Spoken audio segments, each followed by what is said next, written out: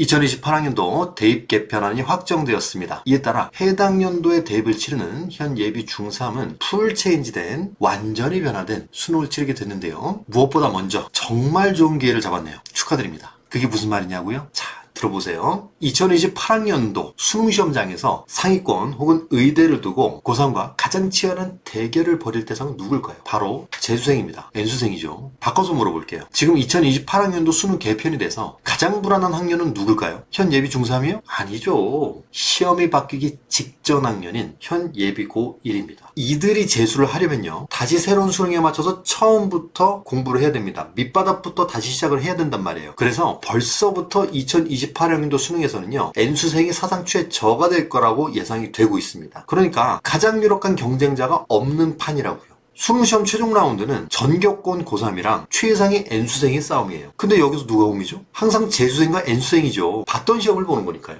항상 N수생에게 유리하게 운동장이 기울어져 있는 판이란 말이죠. 근데 수능이 풀체인지된 판에서는 누가 옵니다? 바로 원래부터 풀체인지된 수능에 적응한 고3이죠. 유일하게 단 한 번 고3에게 유리하게 기울어진 운동장이 되는 그 판입니다. 이 기회는 두 번 오지 않습니다. 단 한 번입니다. 그러면 2028학년도 수능이 어떻게 개편이 되고 또 우리는 어떻게 해야 될지 최대한 단순 명쾌하게 설명할 테니까 끝까지 보시기 바랍니다. 2028학년도 대입 개편의 핵심 키워드는 융합과 공정성입니다. 이 두 키워드를 일단 눈에 새겨두세요. 그러면 좀 더 이해가 쉽거든요. 먼저 융합이라고 했죠. 2028 수능은 큰 틀에서 문과와 이과 구별을 없앴다고 보면 됩니다. 그래서 일단 수학을 보면 심화 수학이 없죠. 공통이라는 말만 집중하시면 됩니다. 혹시 방송을 보고 계시는 학부형분이 6차 교육과정 있잖아요. 90년대 후반부터 2000년대 초반 그때 수능을 치르신 분이라면 당시 문과가 보는 수학시험 범위 그 정도 느낌으로 이해하시면 될 것 같습니다. 사회탐구, 과학탐구도 마찬가지예요. 또 공통입니다. 통합사회 통합과학인데 이것도 역시 방금 말씀드린 그 6차 교육과정에서 공통과학, 공통사회 느낌 정도로 보시면 되고요. 문이과 구별 없이 통합사회 통합과학을 모두 응시해야 합니다. 한마디로 요약하자면 수학이랑 탐구 영역에서 문이과 구별을 없앴다고 보면 되겠죠. 여기서 궁금한 게 있죠. 그럼 난이도는? 여기서 다시 나머지 키워드를 떠올리면 됩니다. 공정성. 탐구 같은 경우에는요, 점수 따기에 유리한 특정 과목으로의 쏠림을 막겠다는 겁니다. 지금 선택사항을 보면 과학은 지구과학, 상대적으로 점수 따기에 유리한 상황이니까. 그런데 특정 과목에 유리하다면 공정하지 않은 거죠. 그래서 누구나 공부하면 되는 수준으로 1학년 때 배우는 공통 과목 수준에서 내겠다는 겁니다. 생각해보세요. 물리. 생각만 해도 어렵죠. 수학은 보시다시피 배우는 양을 줄여서 사교육을 줄여보겠다는 겁니다. 역시 누구나 공부하면 되는 정도의 양으로 정하겠다는 거. 공정성의 측면이죠. 참고로 영어는 이미 그 사교육비 줄인다고 절대평가로 전환한 지 오래됐죠. 결론적으로 단순화시켜서 수능에서 출제되는 개념 정도가 줄어들기 때문에 큰 틀에서는 수학과 탐구의 난이도가 줄어들 가능성이 높다는 겁니다. 근데 하나 남았죠? 그럼 국어는? 결국 기존과의 변화가 가장 적으면서 변별력을 확보할 수 있는 과목은 딱 하나가 남죠. 국어입니다.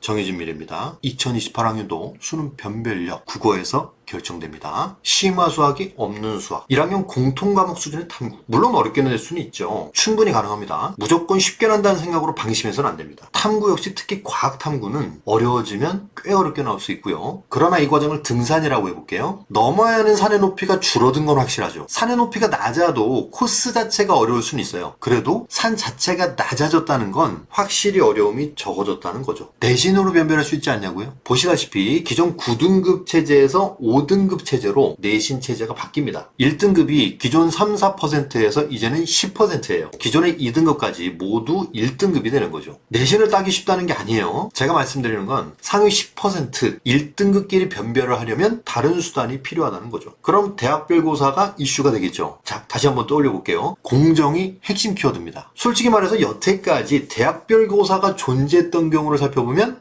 답이 나오죠. 사교육 없이 가능할까요? 공정의 핵심인데 결국 수능에서 변별하는 것이 가장 공정하죠. 그리고 보셨듯이 공부하는 개념이 줄어드는 수학 탐구보다는 국어에서 변별하는 것이 가장 합법적? 잡음이 없습니다. 그리고 국어 능력은 앞으로도 강화돼야 된다. 이런 문제의식들이 많죠. 그리고 국어는요, 해야 할 공부가 줄지 않았습니다. 언어. 이게 문법인데요. 2027 수능까지 보면 이거는 선택 과목입니다. 그런데 보시다시피 2028학년도 수능에서는 필수 과목이 됐죠. 기존의 공통 부분, 독서랑 문학에서 필수로 해야 되는 부분이 늘어난 거예요. 이게 주목할 지점이죠. 다른 과목은 줄이는 판국에 국어는 오히려 늘렸습니다. 이건 확실한 메시지죠. 국어 공부를 더 해라 라는 메시지입니다. 융합이라는 키워드에서도 힌트를 얻을 수 있습니다. 수능 국어에서 이 독서 영역 있죠? 다방면의 글이 출제됩니다. 경제, 철학, 법학을 비롯해서 컴퓨터공학, 기계공학, 그리고 예술, 역사. 이게 융합이 아닌 뭐예요? 하나의 영역에서 이렇게 다양한 차원의 깊이 있는 내용을 복합적으로 내는 영역. 그게 독서 영역이거든요. 자, 융합이라는 취지로 보면 앞으로 이 경향은 더 강화되겠죠. 정리해 드릴게요. 2028 수능 국어에서 결정됩니다. 첫째, 공정성 때문입니다. 수학과 탐구에서 사교육을 줄여보고자 범위를 축소했습니다. 국어는 오히려 범위를 확대했죠. 둘째, 융합의 취지를 가장 잘 담고 있는 게 국어의 독서 영역입니다. 이 부분에 대한 대비를 지금부터 탄탄하게 해줘야 됩니다. 이거 정해진 미래입니다. 지금부터 대비하면요. 재수생, N수생에 비해서 압도적으로 유리한 고지를 선점할 수 있습니다. 이 기회를 놓치지 않아야 됩니다. 2028 국어 공부에 대한 정보를 계속 업로드하겠습니다. 질문 있으면 계속 댓글 달아주시고요. 다음에 또 볼게요.